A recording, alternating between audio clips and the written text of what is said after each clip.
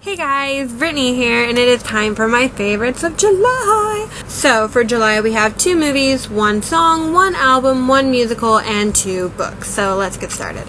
So, the first movie I saw this month was A Quiet Place. I finally saw that. My brother bought the DVD, and me and him sat and watched it, and holy crap. This was an amazing film, and I just adored the fact that it was completely silent.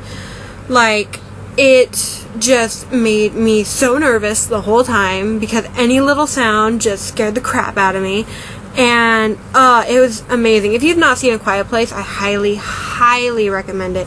It was so good, so good. I thought John Krasinski did a good job of not just playing the lead in the film, but also this was his directorial debut, I believe, and he knocked it out of the park. It was amazing. Emily Blunt was amazing as his wife in the film, and the 2 kids that played their children were just as amazing. I especially love the little girl that played their daughter. She was so good in this role. I could gush forever about A Quiet Place, but I'm not going to because then the video would be extremely long. If you haven't seen A Quiet Place, you need to go do that because it's so good, guys. I'm not BSing you. It's really good. I gave it 5 out of 5 stars. The next movie I saw was Unbreakable, and this stars Bruce Willis and Samuel Jackson, and I believe it came out in 2000. Last year I saw Split, and I really loved it, and it wasn't until I did research that I realized, oh, this is technically a sequel. And so I kept telling myself, I need to watch Unbreakable, I need to watch Unbreakable. And then Comic-Con happened this month, and they released a trailer for Glass, which is going to be the sequel to Split, and it just looks so good, and that motivated me even more. So I finally have seen Unbreakable, and it's a really good film. I really love the way M. Night Shyamalan told the story of David Dunn and Elijah Price and how they kind of fit together in the world.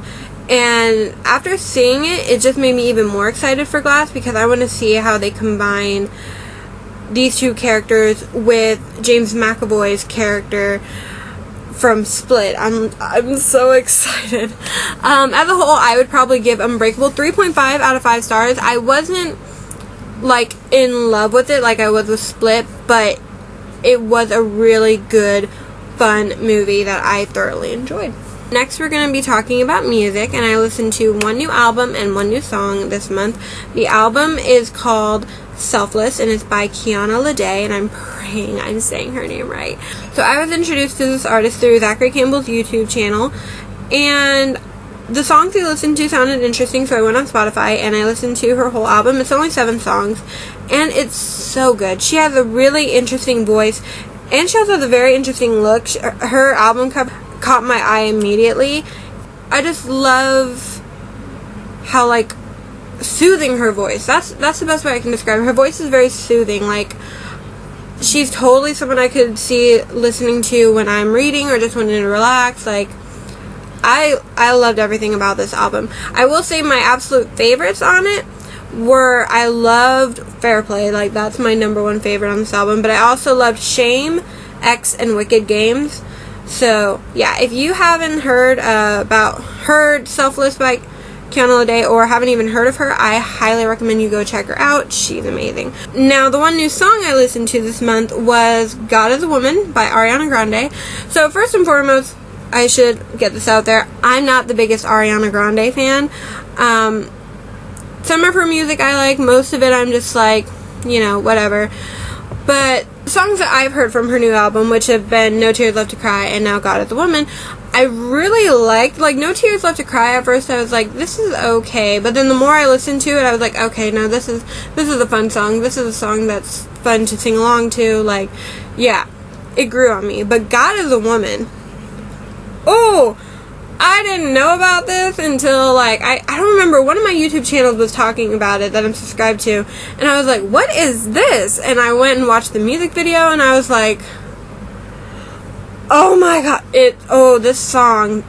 First of all, the song is so beautiful and is so freaking catchy, and I love everything about the song, but the music video, The music video is so cool.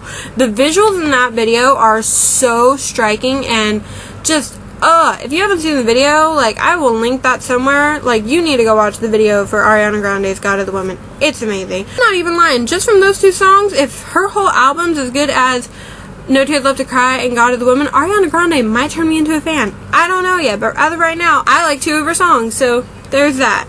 Next, we're going to talk musicals. Guys, I got to do something I didn't think I would ever get to do.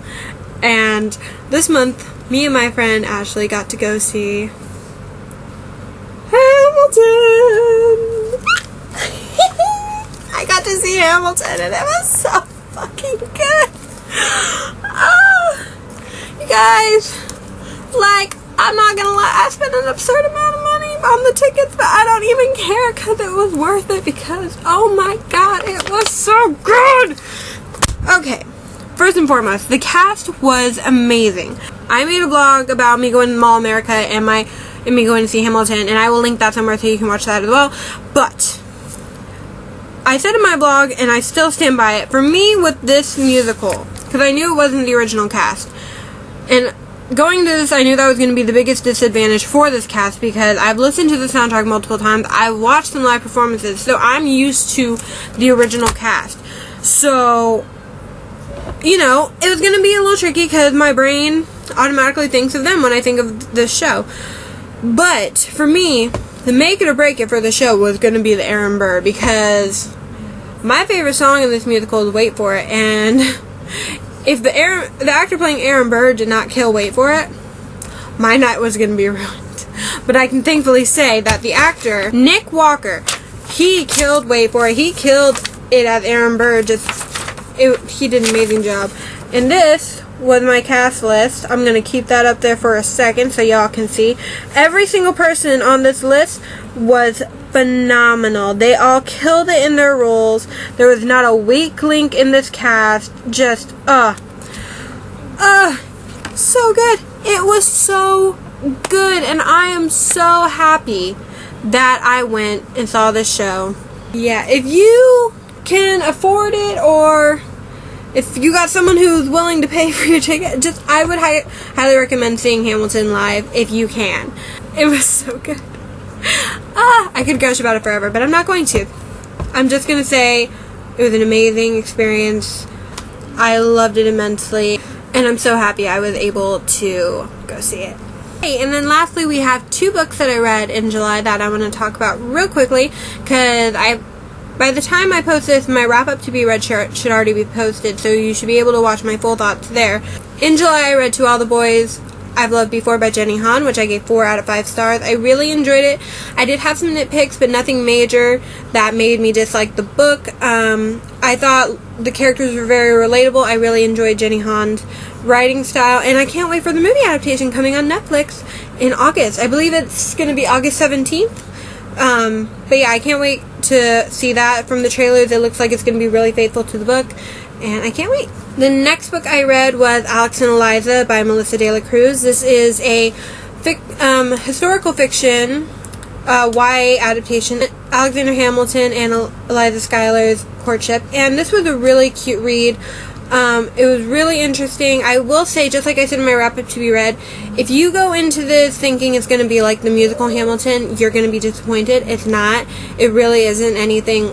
Like, there are some things that are similar to the musical, but as a whole, it's not the same as the musical. So, if you're going to read this, I would strongly recommend that you kind of go into with an open mind and almost kind of forget everything you know from the musical and let Melissa tell the story. I thought Melissa did a great job of keeping it somewhat historically accurate with, like, the setting and the dialogue. There were some things that were in the book that I was like, I don't know if that's historically accurate, but I'm going to let it slide. But I did make stickies about, like, I need to Google that later. But overall, I really enjoyed Alex and Eliza. I can't wait to read the sequel, which I believe is called Love and War. And I gave it 4 out of 5 stars. That have been my favorites for the month of July. I hope you guys enjoyed. If you want to talk to me about any of the things I talked about in this video, please comment down below. I'd love to talk to you. And yeah, so like, favorite, comment, subscribe. Until next time, bye guys.